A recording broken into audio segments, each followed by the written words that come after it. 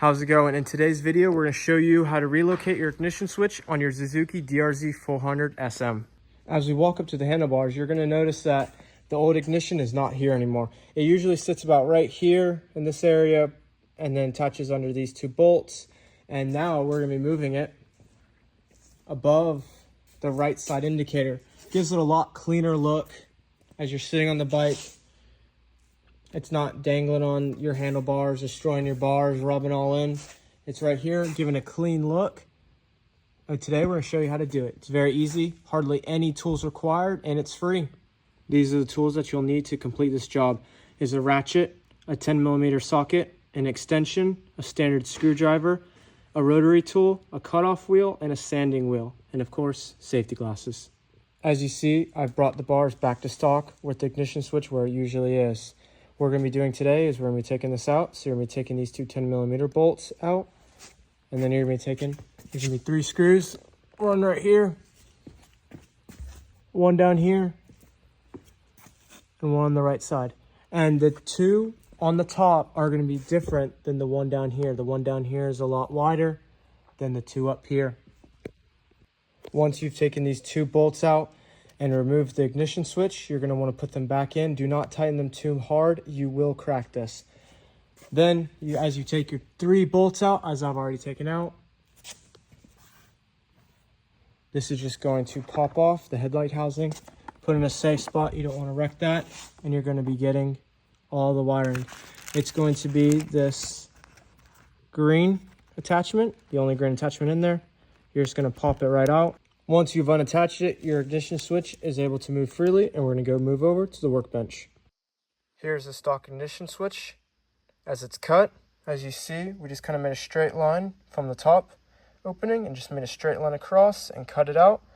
And then we took our sanding wheel, just a small sanding wheel, and smoothed it all out. Made sure it was all nice and smooth. And that should be it. As we come to the right side of the bike, you're going to be seeing these 2 bolts right here. We're going to be taking out the bottom one. It takes a 10mm socket. You can use an extension if you want. And then the next step will be after that. Once you see, we have our bottom bolt out. We have it in the ignition switch. You're just going to put it right in here. Right under that wire, all the wires. You're going to bring your green attachment right under through. You're going to attach it right up under here for all these wires. Bring it out here. And attach it up. And then your underbolt in here, just going to tighten it by hand. And then tighten it up with your 10mm ratchet. Once you've got your ignition switch installed and your power plugged in, make sure you're kind of close to this metal bracket right here. You'll have to adjust it once you get your front on. It'll adjust a little bit better so your key can fit a lot better. But you're taking your front on and placing it here. And this is the problem that most guys won't show you on their videos. I'm lined in within. But right here, your stock plastic is going to push in. And I didn't know this when I didn't watch these videos. I had to learn this out myself. So you're going to see that's all cut right here. This all is cut in. So I took my Dremel, cut it out so it can go right around the ignition switch. And it fits in flush right now. There's nothing's touching, and it can screw in perfect. Just a little bit of a cut, nothing big. I just kind of went around and I pushed it in originally and screwed it in so it bent all this plastic in. So I got a nice white line right here. And then I used that white line to guide me to where to cut. Once you've cut it and made sure that you like it and it's all lining up, everything's tightened down, you're going to be putting your 3 screws back in. Don't forget the 2 top are a different size than the bottom. So don't make sure to get that right. And then we're going to check it and see how it works in just a minute. Here it is, all tightened up and plugged in. A lot cleaner of a look than what it was up here. As you see, I've got it pushed up pretty high up to that bracket. So you can put in your key.